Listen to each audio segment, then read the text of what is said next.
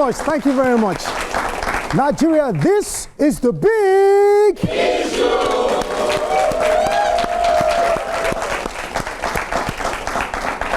Now, let us talk about something we see almost every day. A video appears online. A young man walks into a roadside food stall. He points at a struggling mother selling akara. He asks a few questions. Then suddenly, he hands her 50,000 naira, sometimes 100,000 naira, sometimes more. The camera zooms in. Tears roll down her eyes. She kneels. She prays. The video ends with music and captions. Humanity still exists. Within hours, thousands of likes, millions of views, followers increase, brand deals follow. But somewhere else in Nigeria, there is Musa, a quiet businessman. Every term, he pays school fees for 5 children in his village. No cameras, no interviews, no hashtags. Nobody knows his name, but the children know. Their parents know. Their future knows. So Nigeria now faces a new question. When charity goes online, is it inspiring generosity or performing generosity? Ladies and gentlemen, some say social media philanthropy is changing lives faster than government ever could. Others say poverty is becoming content, that the poor have become backdrops for influence. Nigeria, is this compassion or competition for attention? Today, we confront a question shaping the future of giving the digital age. My name is Marco Tabo, and this is the Big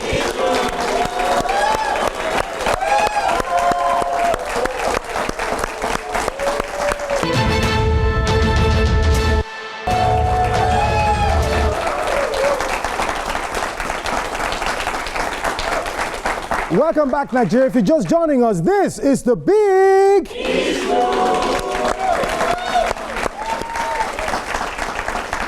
Of course, this is your home of fearless conversation. Now, in today's Nigeria, helping people is no longer private. It is recorded, it is posted, it is shared. Phones come out before wallets sometimes, and while thousands of Nigerians have received real help through social media, philanthropy, many people are asking, are we helping the needy or helping our online image? Today's question is simple but emotionally powerful. Philanthropy on social media, genuine impact, or just clout chasing? To answer this question, we have 2 strong voices with deep experience in communication and social impact. First, a media aide, content strategist, coach, and public speaker, a man who studies communication trends and public perception. He believes most social media philanthropy is carefully packaged publicity disguised as compassion. He says helping people should not look like a marketing campaign. Please welcome Adebola Alamin to the podium.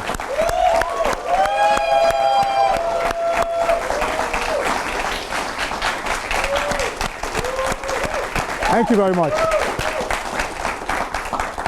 And of course, on the other side, a leader, communications trainer, SDG advocate, and LLB holder, a woman deeply involved in development communication and social advocacy. She believes social media philanthropists are changing lives and inspiring millions. She says visibility does not cancel sincerity. Please welcome Titilope B. Ibrahim.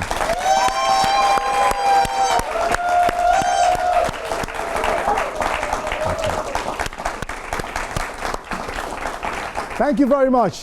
When we return, the opening shots are fired. If you're just joining us, this is the Big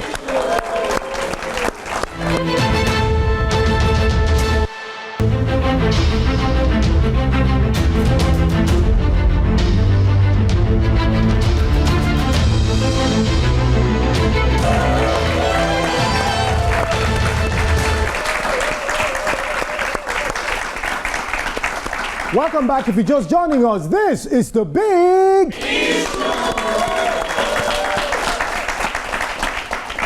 All right, we're going to start off quickly right now. And of course, my guests are already here. And it's about time for us to do the needful. Now, Timmy Tokwe, right?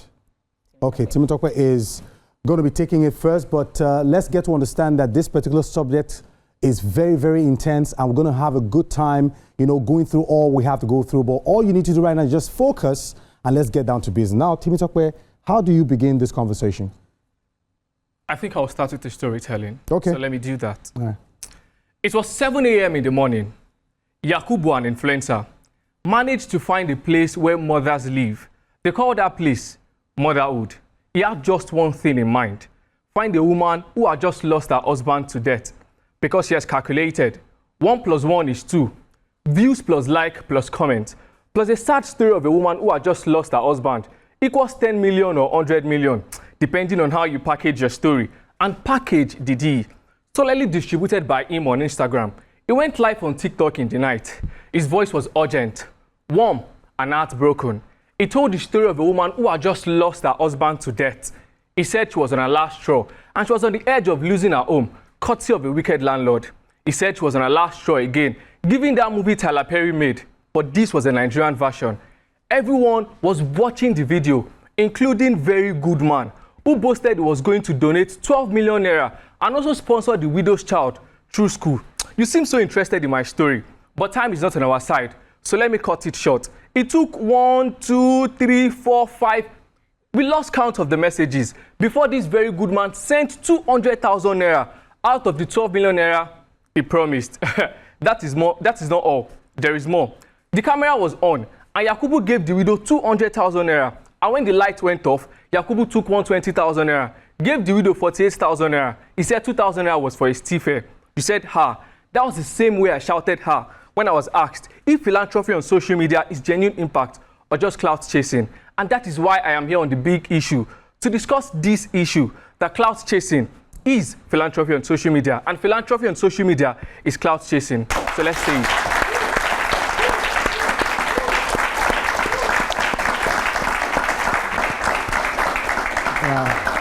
Titi, how do you start?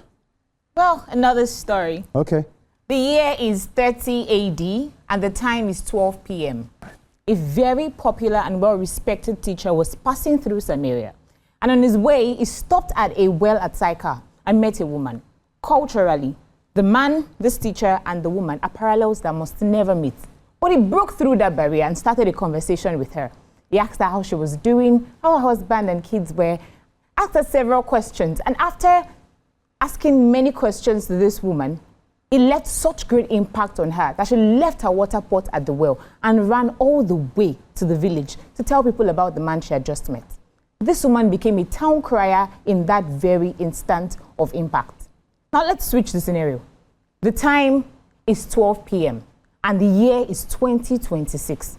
Jesus is as popular as Ashakain, and he appears in a popular market in Lagos, Nigeria, walks up to a struggling mother to help her with her kids, gives her money to start a business, and of course, gives her kids scholarship up until tertiary level.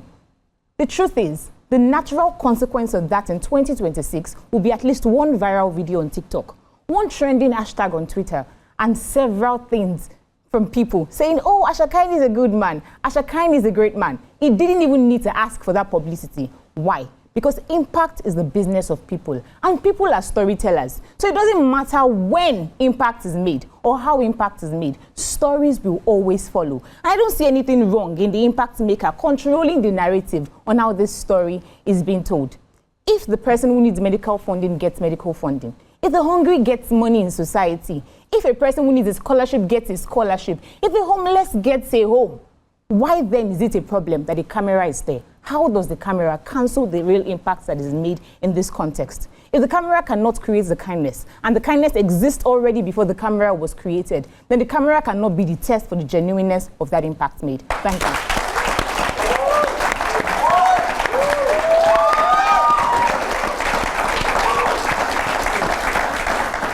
Thank you very much.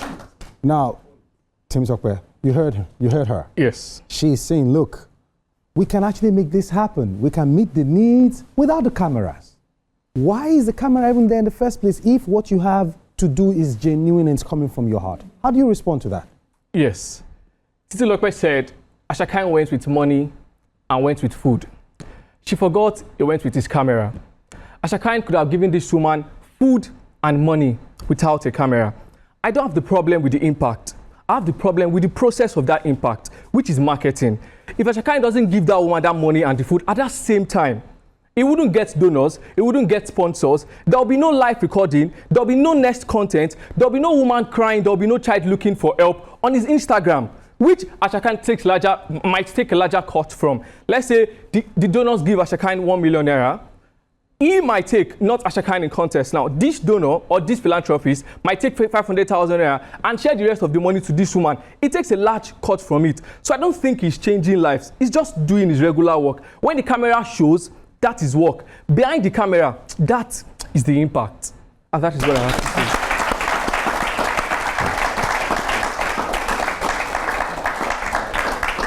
All right, how do you respond? The answer is simple. If Ashakine goes to the woman and he gives her money and brings a camera along, does she get the money or not? Does the woman have a problem with the camera being brought to the set or not? The question is whether the beneficiary is comfortable before a camera. Any beneficiary that is not comfortable before the camera would decline the help. If they do not have a problem with the camera being brought and the impact being made is being felt by the person who is a beneficiary and not by us debaters here on the big issue, I don't see what the big issue is. Now,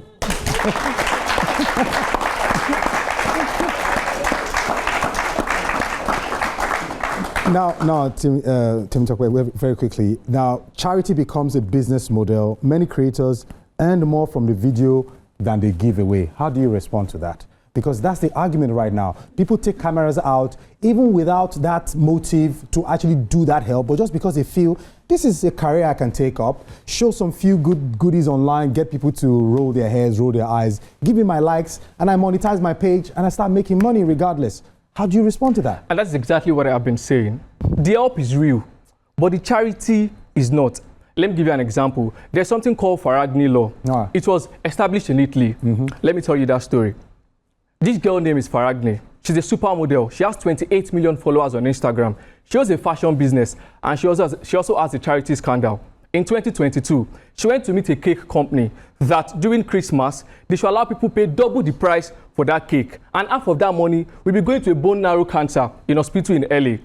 At the end of the day, people were paying 5,000 naira people were paying 10,000 naira instead of 5,000 naira for that cake because they believed they were helping children that were suffering from bone marrow cancer.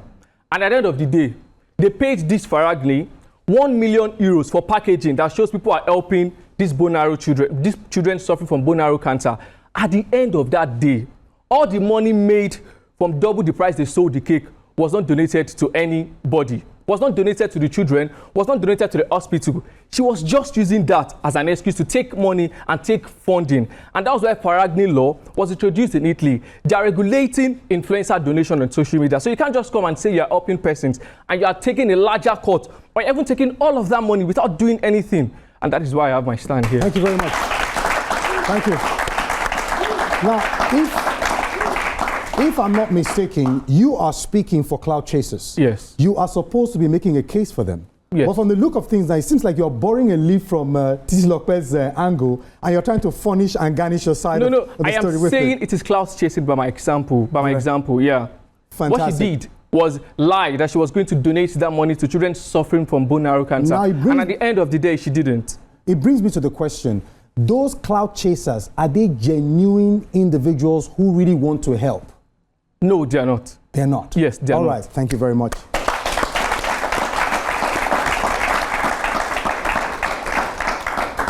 Now, Tis Lokpe, I understand that you are so much not in agreement with the fact that you have to just do what you have to do without the cameras, right? But you discover that most times people, there is this psychological effect it has on people when they see people doing good.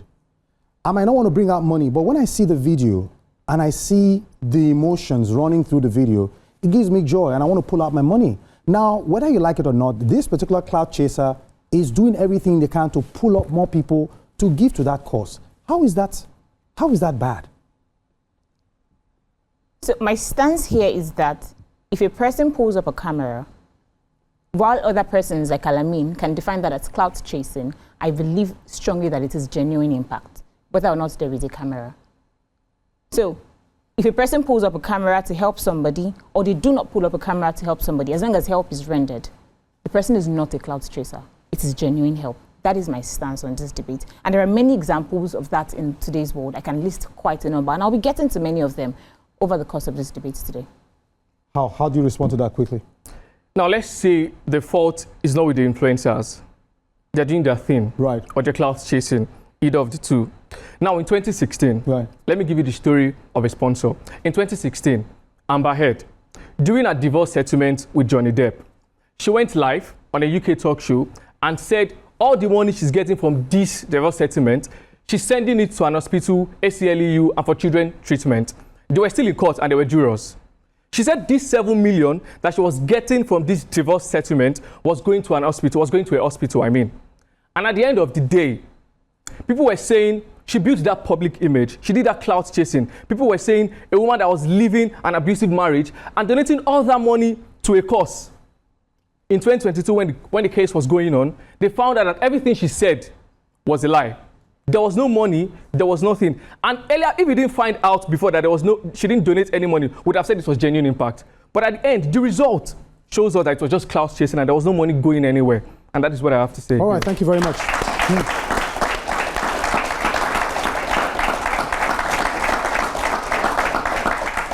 Now, Tini, we cannot rule out the incident that just happened recently, the King Michi and the VDM situation that went round and round.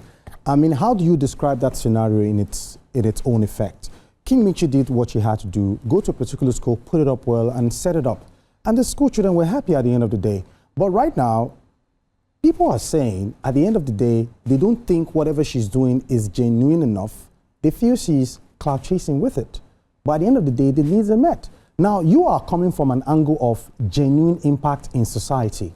Now, how do you argue this against what people are saying concerning what she's doing and the whole furore that trailed that situation at the time? Thank you very much. Right. Genuine impact, in my opinion, is a very watery concept. Okay.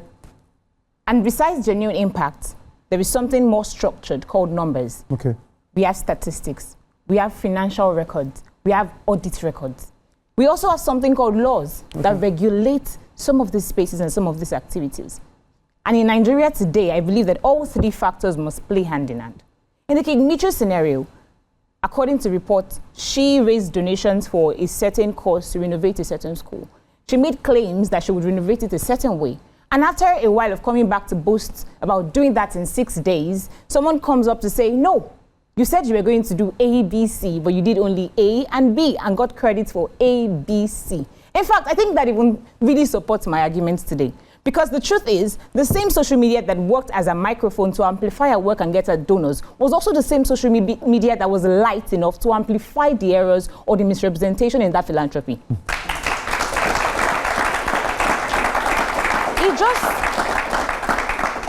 It just goes on to show us that this is a double-edged sword that can be wielded in either direction. And we cannot box it by saying that it is just clout chasing.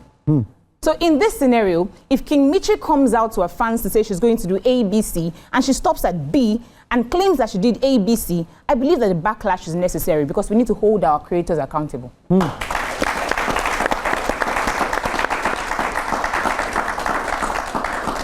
All right, how do you respond before we go on a quick break? I think she has answered the question. King Michi said she did A, B, C. Why mention the C when you didn't do C? What's that? Clout chasing. That's clout chasing. Why mention the C when you didn't do C? And I think genuine impact. What is impact? Trying to do something, trying to change something. Now genuine. You want to do this thing from your mind. So why bring out a camera? Why set up a tripod? Why don't you just do it because you want to do it? We have so many persons that help a lot of persons without bringing up a camera. And we don't even know up until today. So why bring up a camera if it is not just your content? If you do not want your next donor to come from the internet, if you do not want to just use your own money but want money from several other persons and keep your own pocket, why don't you just do it because you want to do it? Why market it fast? Come on, put your hands together once again. Well, of course, we've heard from both sides. We're going to go on a quick break, and when we return, it's going to be the crossfire where both of them will be facing each other to hold this down more intensely. Stay tuned. Of course, if you're just joining us, this is the Big Issue.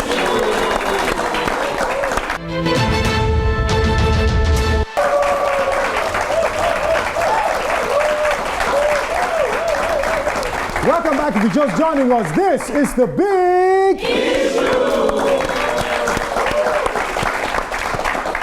Thank you very much. Social media philanthropy, is it clout chasing or genuine impact? Now this segment is Crossfire, where both of them will be going head to head. They have the right to interrupt themselves and of course argue intelligently to drive their points home.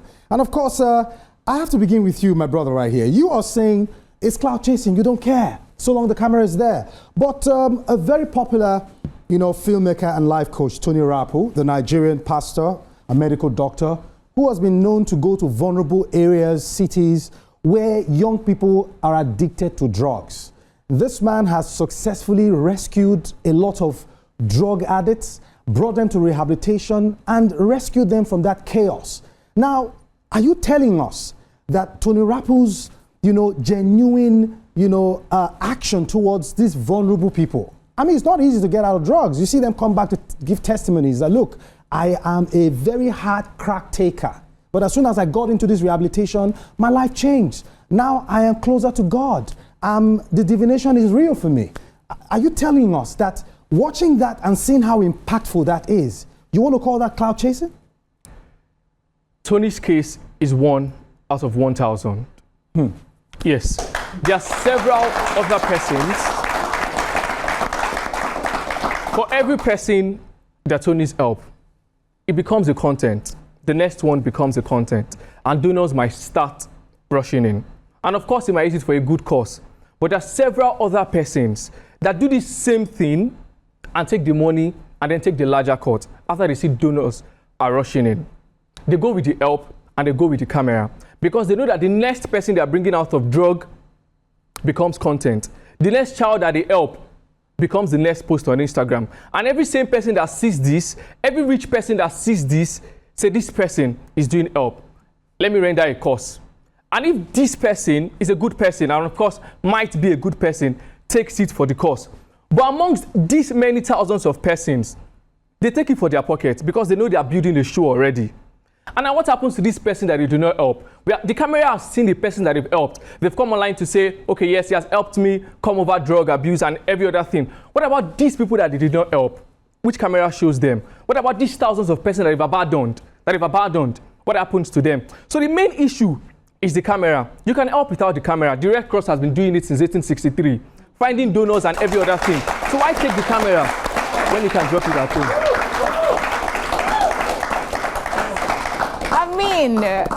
Thank you so much for that. I like it when someone supports my argument and makes my job easier. You did concede to the fact that what Tony Rapu is doing is genuine impact. Yes I said this or is an no? impact. Yes or no? I said this is an impact. Yes or no? Okay, yes. Good. So if what Tony Rapu is doing is genuine impact, and I can mention at least 50 other persons who are doing what Tony Rapu is doing, you're saying that what all of them are doing is genuine impact. And so it is not clout chasing. Yes or no? Now, I think this is presumptuous. You can mention. Would you mention? Time. Time. I could send us on a Google search and we will bring up at least 50 persons. And I'll bring up 50 more cases where it is. I've cited 2. Amber. I've cited Ferragni, which even made a law in Italy. I cited 2. And these are several other examples. This is 2 compared to Tony. Now, here's an interesting fact about the Ferragni law that you mentioned. All right. When this lady mismanaged funds and misrepresented fundraising awareness, what happened was that the government saw the opportunity in the fundraising industry, realized that it was impactful enough to be regulated, and decided to create a law to help regulate that space. Because why? There was impact and the government saw it. I think that is a mistake.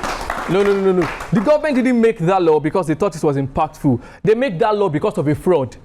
Yeah, because if we didn't find out that this money didn't go to these kids, we would have thought it was genuine impact. I would have thought, you would have thought. But at the end of the day, was it clout chasing? I have a question. When I reconstruct that statement, let me reconstruct that statement. Okay. The government created the law because there was a fraud. Yes. There was a fraud because somebody collected money that should have been used for impact. The government realized that if that money was actually used for the impact it was collected for, it would have been really helpful to society. And so the government created a law to make sure that every money collected is used for the genuine impact that it was created for. So now, I think what you're saying is she collected that money for genuine impact. You're going forwad. Let's stay where we are. Did she use that money for genuine impact? I don't know, Faragni. We're crossing the road already. Let's just stay where we are. Don't cross the road yet. Did Faragni use that money for genuine impact? No, she didn't. According to you, she didn't. Yes. No, according to she didn't. To yes, sources. according to yes, she didn't. Yeah, to several sources, she didn't, and that's why there is the law. I have a question. Yes. Let's say I call you. Right. Oh, Titi, I am hungry. I need to eat, and then you come down to my house. Would you call me to camera? So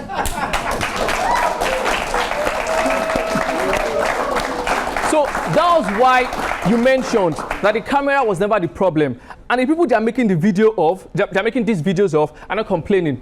If I had money and I was hungry and you bring a camera to me, I wouldn't want you to video me. But if I was hungry, I don't care about the camera. Just give me the food. Just give me the food. Great. I think that it's high time I answered that question in from a very holistic perspective. You've been asking since you started. Please do. Why the camera? Why do you have to bring the camera? Now, this is why you have to bring the camera. At the time when Red Cross started in 1863, or whenever it started, there was no social media. Camera was not important. You could fax a message to somebody several countries away and they would send donations. At a point, it moved from that to other means of communication.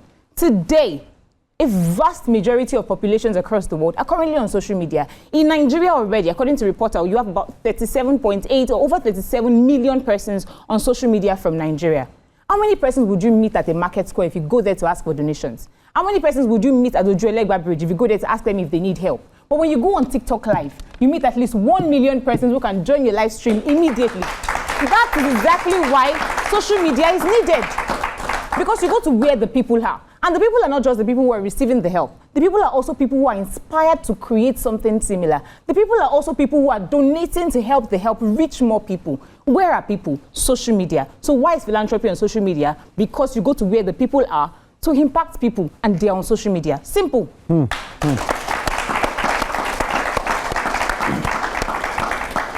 There was a certain individual on Facebook who was actually a kidnapper. He used to flaunt money online. He flaunts giveaways online. He was able to populate his page with giveaways. And people thought, oh, this guy is genuine. I mean, someone would tell him, look, I need to pay school fees. I have 100K left. He would actually pay, only for the news to break out that he was a deadly kidnapper, one of the kingpins actually abducting people and getting ransom. But the social media you are actually advocating for, where he channels his energy to give out these things, was the tool he used to make himself look clean. At the end of the day, whether you like it or not, there are people with evil intentions who do terrible things, and the quick way for people not to suspect them is to come on social media and do the giveaways. Your opinion, yes. Right? I agree.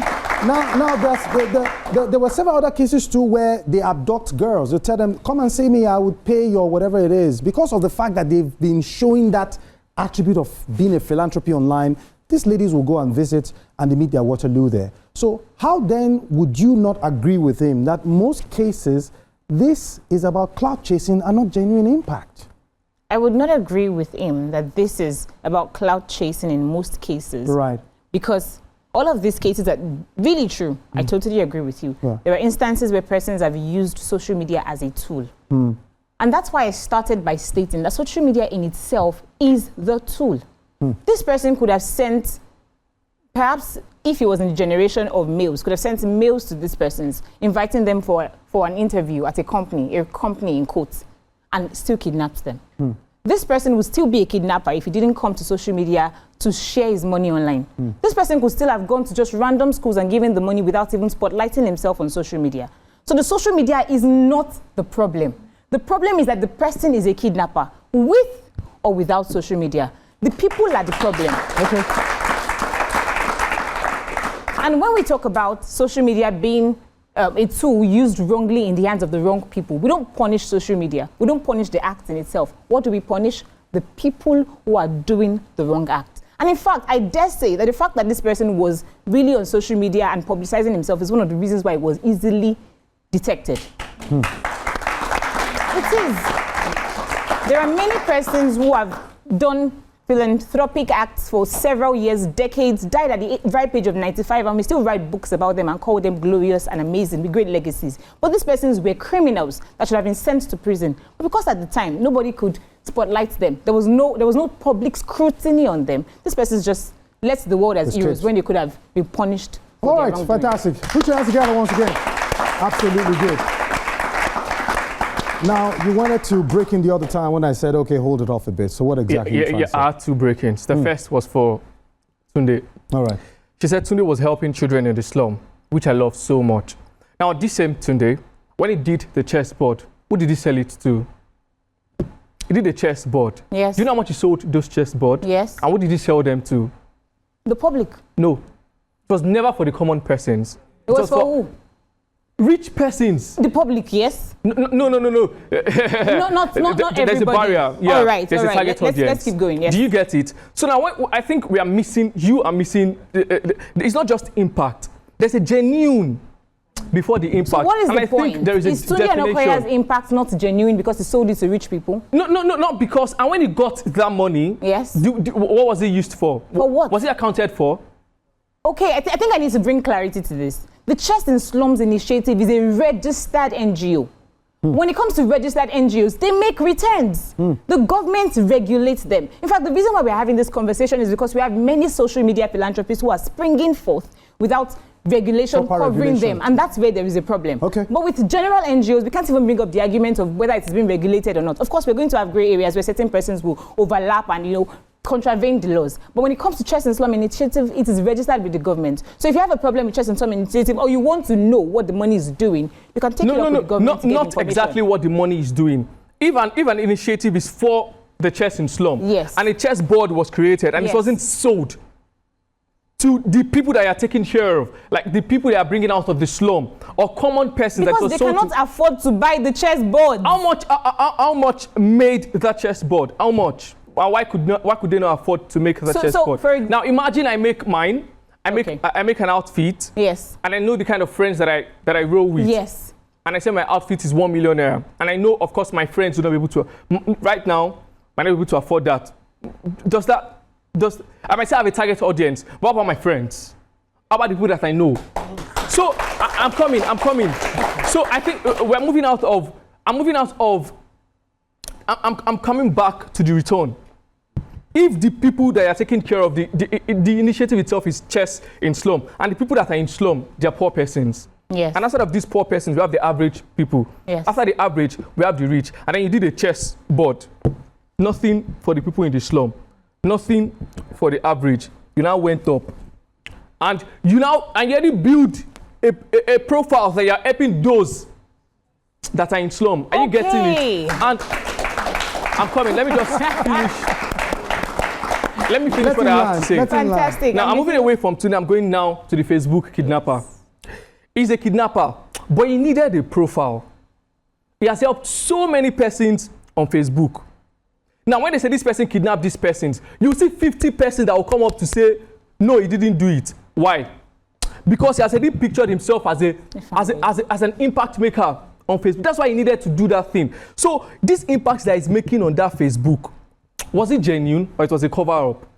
Are we getting it now? Yeah. So that's, do you get?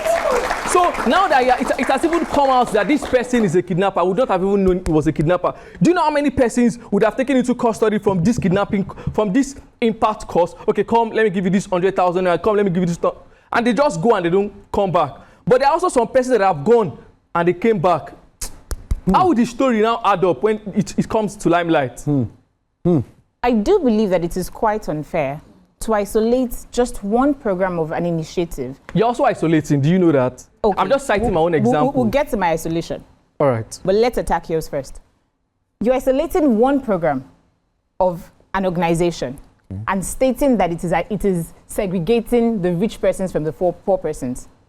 I'll give you several other examples.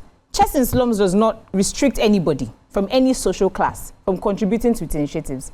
If you reach out to them today and tell them that you want to adopt a child and perhaps you want to take care of somebody and you follow the right regulatory guidelines that have been laid down, you would qualify to adopt a child.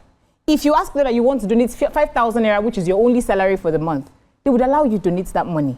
But then they created a specific program to raise funds from a certain caliber of persons because they needed the funds for a particular program. And selling the chessboards to rich people and not selling it to poor people is quite logical because the poor people you're talking about cannot afford to buy the chessboards. It's like creating an art piece. Sitting down to create an art piece. It wasn't just an ordinary chessboard. Tunde signed the chessboard. They were created specifically for that. It's the same way brands create campaigns and do fundraising programs. They have special things that are marked by their names and they reach out to people. Okay, an even perfect example. The First Lady of Nigeria says it's her birthday, right? She doesn't want you to give her a very luxurious car or wigs or something. She says donate to the completion of the National Library. Is that clout chasing or is that genuine impact? So the fact that a project is targeted at a certain audience, does not mean that it excludes the other persons. If you don't have your money, you can volunteer to work with them. If you have 5,000 naira, you can send it to them. If you have way more money, reach out to Studio Nokoya and sponsor the kids. Titi, did you and Tunde sit down to have a conversation to say the proceed from this chessboard is coming down to the chess slum?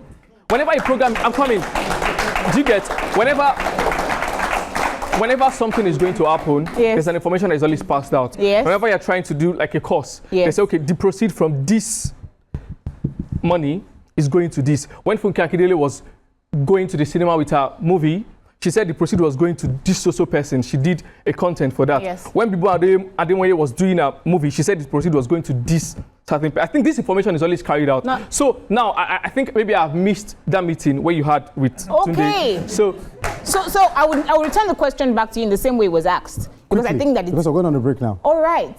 Did you have a meeting with Tunde Onokoya where he divulged to you that the money collected was not used for the purpose for which it was collected? And that is why if you don't have evidence against, you can't bring it up. No. And that's why I'm speaking on the surface. We both do not know what is happening inside. I was giving a hypothetical example of how structured NGOs receive money and how they should spend it. I'm not here defending Tunde Onokoya. I'm just saying that if you put any NGO within the context of that explanation I gave, it should fit in properly. It should fit in properly. All right, thank you very much.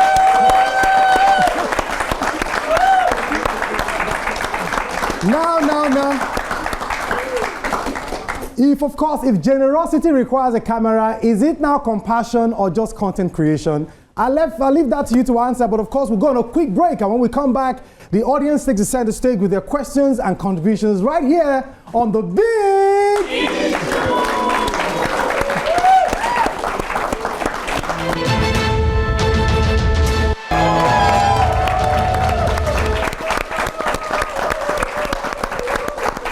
Thank you very much. If you're just joining us, this is The Big Issue.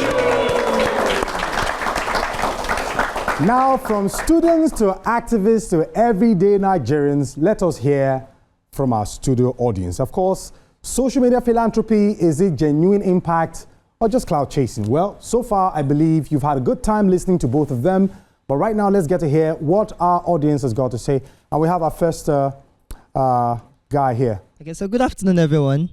So Suleiman Samadola Iton is my name, and I'm a 400-level student from the Department of English, Lagos State University. Yeah, so my question is... Your question is directed to who? Mr. Ali Amin. All right. Okay, so my question is, foundations such as Tony Elumelu Foundation, Champions International Foundation, Noella Foundation and the likes, they make impacts with the intention of making genuine impacts. Don't you think your argument is the basis of their own foundation, just the fact that they even go far as hiring content creators to make posts of the impact that they make? Don't you think your argument debases their foundation? Thank you. Thank you very much. You heard the question, right? Yes. Good. How do you respond quickly? I think the question was moving to a good point until you said they hire content creators. Why? Because why would you hire content creators? To create content. Why would you want to create content when you can literally just report on the amount of persons that you've helped? Do a clear analysis of how you've helped them but the and how it has. But the content creation is the evidence. Nigerians sometimes... You're making these people the muse of the content. She's serving the camera. The camera is not serving her. If there's this content that they're making becomes a story for another donor, it becomes like a real concept. But Tope, you know that seeing is believing.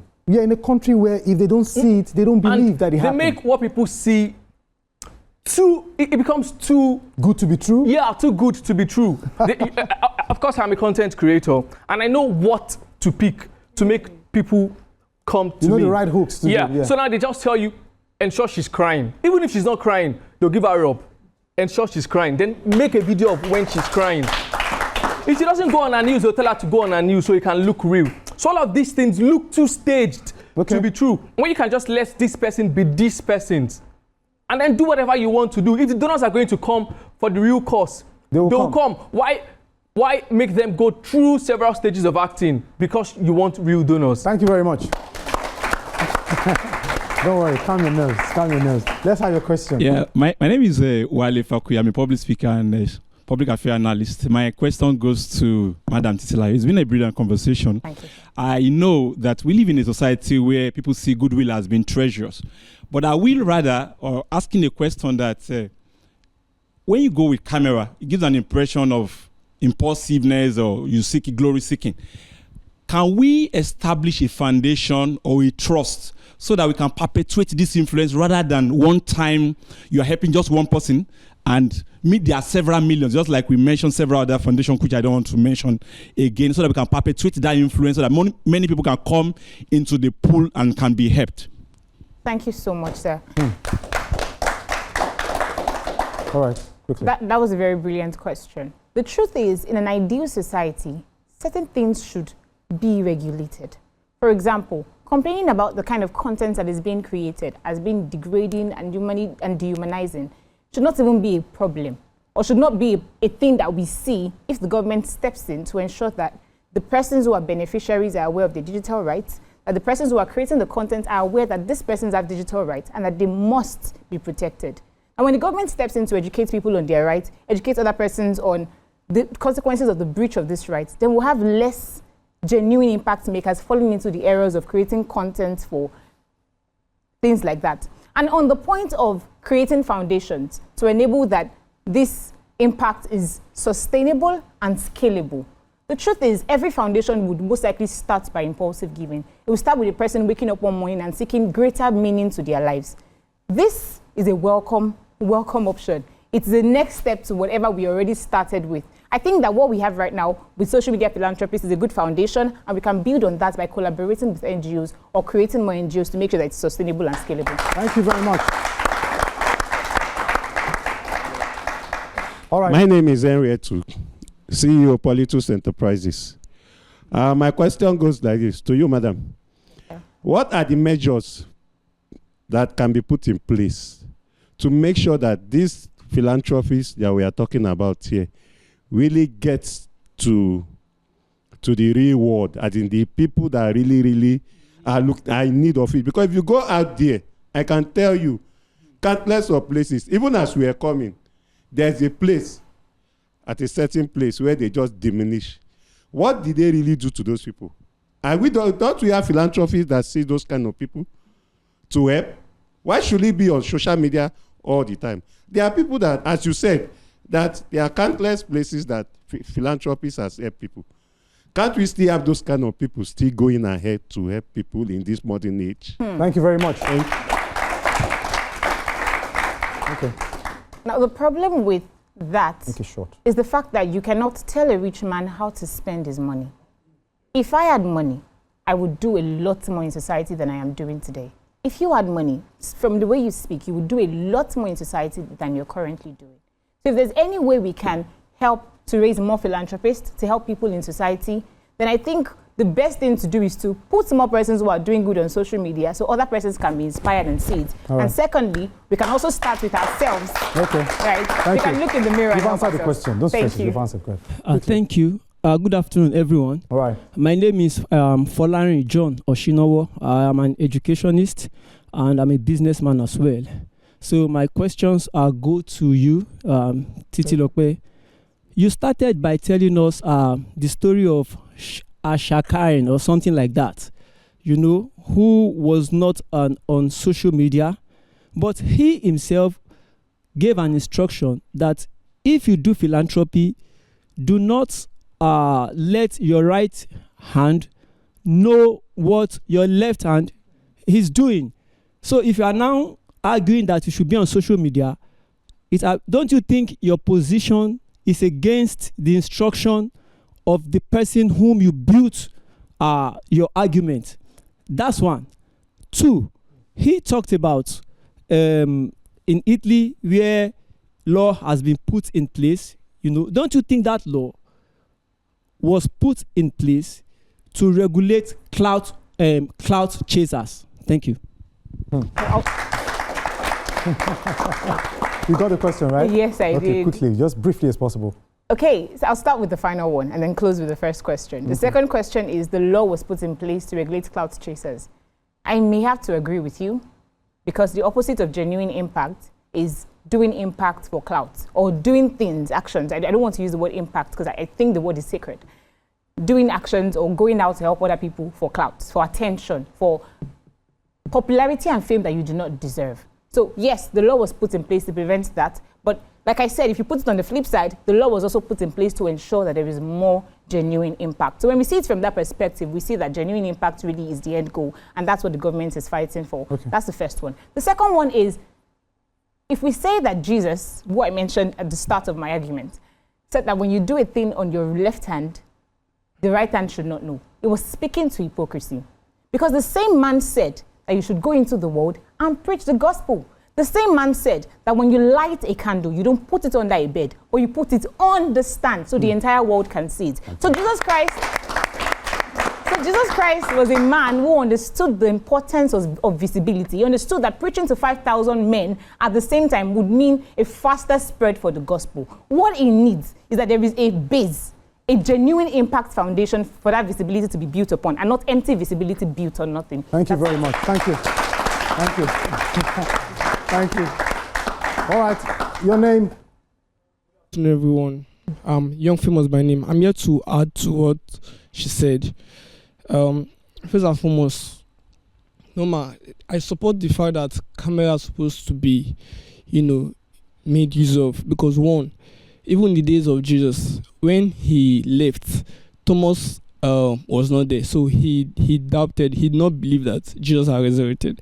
So people right now believe that what they see, because I believe that any contribution or any help you render outside now, you must always show it. Because if they don't see it, they will never ever believe you until they see. Thank you very so much. Put your hands together for him. Seeing is believing. Zee. Good afternoon, everyone. Yeah. My name is Zainab and I'm a public speaker. And here's my contribution. Like she said, I believe social media is a tool used by the philanthropists. And the intention at which the philanthropist is using it is what determines if it is genuine impact or if it is clout chasing. So as a philanthropist, you want to render an act of help to somebody. What is your intention? If you are taking the camera because you want other people to know that there are other persons like this who are suffering, who needs help, probably you want people to be more aware that there is a problem that needs to be addressed, then we can call it genuine impact. But if you are taking the camera because you want to gain numbers, because of benefits, whether you are taking from it or not, because you want to build yourself more than the people that you are going to render help to, then that's clout chasing. At the end of the day, the intention is the basis that determines whether a philanthropist using a social media is using it for genuine impact or for clout chasing. Thank you very much. Thank you very much. That was brilliant. My name is Emmanuel. My name is Emmanuel from Scallop. Okay. I'm a digital marketer. All right. Okay, I have to say this. For instance, you go to a rural area where we have these old men and old women where they are widows and widowers. First, I feel like you should go and ask them, do you want to be on camera or not? Because most of these people, they don't know that they are being cameraed. Most of them don't want to be on the camera. They don't know. They don't want to be shown. Because most people, when you just take their news and put on the news, you are the content creator. Yes, you have views, you have followers, but you don't know that the people in that neighborhood, they'll be looking at, this with my son on the TV and so. Their children will be feeling shame that my mom, they showed her on the news. It is a normal, you as a human, you understand this human nature. The content creator wants to get the view, but you back at home and you will feel the embarrassment or the, I don't know how I'll call it. Yes, a shame. If it's not real, like a stigma. you will feel it. Yeah. Thank you. Thank you very much. I think we're done. Okay, one more. Pass it down to him. Pass it down, please. Yes, that's our final contributor. Quickly. Yeah, thank you. I'm Mr. Champion. Right. I watched a video recently. A certain woman was in a dustbin, overtly looking for something. Then a young man was passing, and she called him to assist her. As he left what he was in, trying to assist her to find whatever was missing in the dustbin. She went away. After a while, she came back with a plate of food and said, "Take this food. Thank you for your support. Don't worry, just leave it. I'll continue for when you stop." And he went away. 5 hours later or so, he saw himself in a video. And she was saying, "This is how I help people in the dustbin. I feed the hungry. I feed those that don't have food to eat. And this is an example." And he was wondering, how did I get here? So the problem really is not even the act of kindness. The problem is the intention, the packaging. All right, you talked about visibility or nothing. I think that's what should be the narrative. And this goes to the point that, like Temitope said, what they did in Italy should be replicated in Nigeria. We need lots of regulation. Because if we have lots of regulation, most of these cloud chasers will be nipped in the bud. We'll have less people doing the wrong thing, and we have more people doing genuine impact. Okay. And so we should focus on regulation so that people's intention can be checkmated, and the right people will enjoy genuine impact. That's my take. Thank you very much. Please put your hands together for them once again. That round of applause is not good enough. Come on.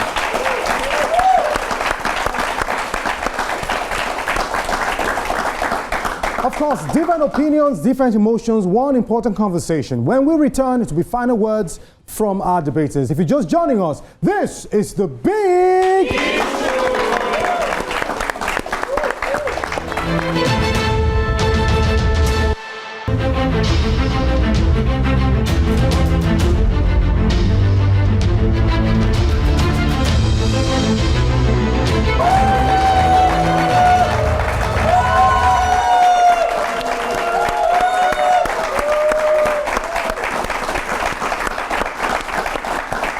Welcome back, Nigeria. If you're just joining us, this is still the Big Issue. Right now, we are coasting home, and as the usual fashion of the show, we get to have our debaters close up in 30 seconds. Tishilokwe, how do you round up this conversation in 30 seconds from your end? We said it all. But there's one more thing that we must add. As a society led by a government, we have two major tasks. The first is to set the tone for the innovation and developments that come to us. Or we keep up fast with it. If social media is the current tool, then we must keep up with how we use it and maximize it or leverage it for development and greater innovation in society. And philanthropy is a very important part of society that we cannot exclude. Hence, social media philanthropy has come to stay, but we must learn to regulate it. And I dare say that we already have laws that we must just be educated on. We have the Nigerian Data Protection Act, we have the Child Rights Act, we have the Constitution itself, we have the Cybercrime Amendment Act, and other laws that have provisions to protect us. Educate yourself with the laws, and social media philanthropy will not be a problem. Finally, I want us to do this together since we started together. I will tell you a statement, and I'll ask you a question, and you have to answer true or false. A church, a very big church, organizes a church program or a conference, and it is streamed live on YouTube. A woman comes up to give a testimony on how she was healed of breast cancer. Ladies and gentlemen, that church service is clout chasing. True or false? False. That wasn't loud enough? False. Great. The Big Issue on TVC. TVC is very passionate about advocacy in society. And of course, they have to set up cameras and have the audience live in the room, bring guests to debate certain matters to educate Nigerians on certain matters. The Big Issue on TVC, clout chasing, true or false? False. Good. in the world of social media, a person passionate about reaching people, inspiring people, helping people, and raising other helpers to also join in helping them. Ladies and gentlemen, clout chasing, true or false? Thank you.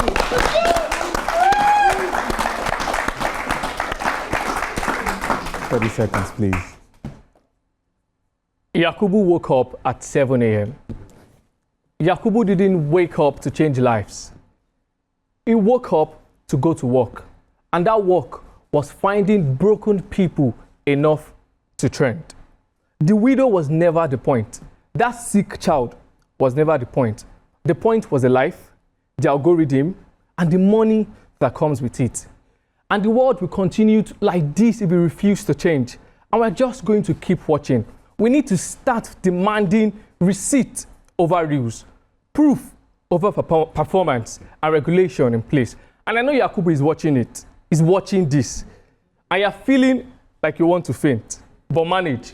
You can't faint. We're just going to put regulation in place. Thank you.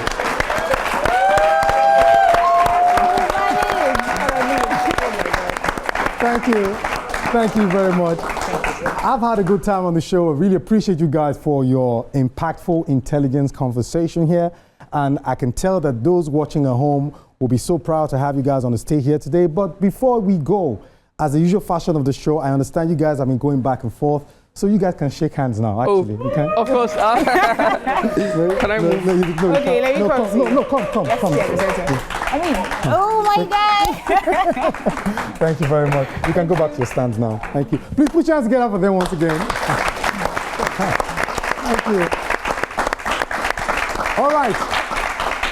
Thank you very much. Thank you very much. Now, there you have it, Nigeria, a nation learning how to give in a digital world where compassion meets cameras, where generosity meets publicity, where intention meets perception. Is social media clarity, charity changing lives or changing images? Or perhaps both realities exist at the same time? Well, of course, before we go, let's thank our fantastic audience right here. Please put your hands together for them. And of course, I want to welcome some of our old audience guests, back in the day on the big issue. Please put your hands together for them. They are here with us today. Appreciate it. And for some of our new entrants that decided to come here and make this show beautiful for us, please put your hands together for yourselves. Appreciate you guys. Thank you so much. All right, you can join the conversation online at The Big Issue on TVC, hashtag Big Issue on TVC. Watch us live on YouTube at TVC Entertainment. Special thanks to our guest, Adebola Alamin. Of course, put your hands together for him. Of course, I have Titi Lope B. Ibrahim right here, our vibrant debater right here. Our technical crew, you deserve an applause. Our technical crew. And of course, and the engine behind the show, our program producer, Francis Azubike. Please put your hands together for him. Appreciate you. Thank you very much. Until next time, Nigeria, think deeper, ask harder questions, and never stop engaging. My name is Marco Tabo, and this has been The Big